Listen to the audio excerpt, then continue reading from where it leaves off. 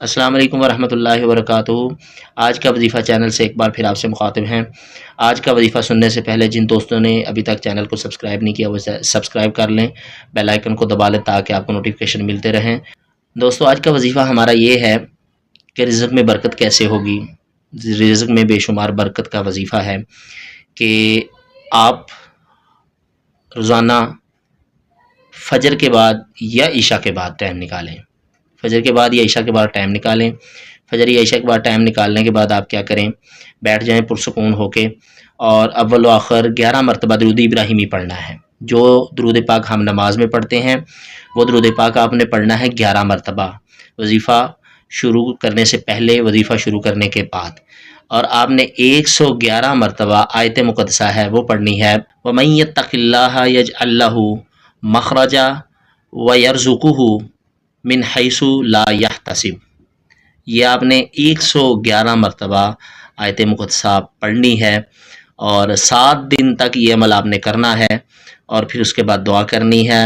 آپ کی نیت جو ہے رزق میں برکت کی، آپ نے اس کے لیے دعا کرنی ہے۔ اللہ کریم اس میں رزق میں برکتیں عطا فرمائے گا، اللہ کریم رحمت عطا فرمائے گا، آپ کی رزق میں اللہ کریم بہت زیادہ کشادگی عطا فرمائے گا، اور ایسی کشادگی ہوگی کہ آپ نے پہلے کبھی اس طرح سوچا نہیں ہوگا کہ ایسی کشادگی ملے گی۔ اگر آپ کے پاس فجر یا عشاء کے بعد ٹائم نہیں ہے، آپ مصروفیات زیادہ ہیں، تو پھر آپ ہر جمعرات کو فجر کے بعد یا عشاء کے بعد یہ ٹائم بنا لیں۔ ہر جمعرات کو یہ ٹائم بنائیں، مسلسل 7 جمعراتیں یہ وظیفہ کریں اور دعا مانگیں۔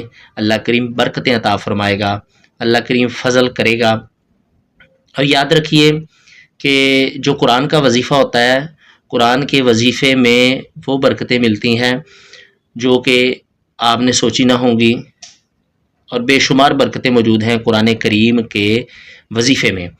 اور یاد رکھیے کہ اللہ کریم نے امت مسلمہ کے لیے قرآن و حدیث کے اندر، نبی صلی اللہ علیہ وسلم کے فرمان میں، حدیث پاک میں، قرآن کریم میں ایسی ایسی برکتیں رکھ دی ہیں کہ آپ جتنا مرضی کہیں دائیں بائیں بھاگ کے دیکھ لیں، آپ کو وہ فائدہ حاصل نہیں ہوگا جو آپ کو خود قرآن کریم کی آیات مقدسہ یا نبی کریم صلی اللہ تعالیٰ علیہ وسلم آپ کے فرمان سے، کیونکہ نبی پاک کا جو فرمان ہوگا اس میں بھی آیات مقدسہ ہی ملیں گی، یا بالکل مختصر سے 1-2 لفظ کے وظیفے ملیں گے، یا کوئی آیت مل جائے گی، کیونکہ کریم مصطفیٰ صلی اللہ تعالیٰ علیہ وسلم نے تو زیادہ تر تشریح کی ہی قرآن پاک کی ہے۔ ٹھیک ہے جی، تو آپ اگر وظیفہ کرنا چاہتے ہیں تو آپ کو دائیں بائیں جانے کی ضرورت نہیں ہے، آپ قرآن کریم کی آیات مقدسہ کا وظیفہ کیجئے، کریم مصطفیٰ کے فرامین ڈھونڈیے، دیکھیے، سنیے، عمل کیجئے، اللہ کریم برکت عطا فرمائے گا۔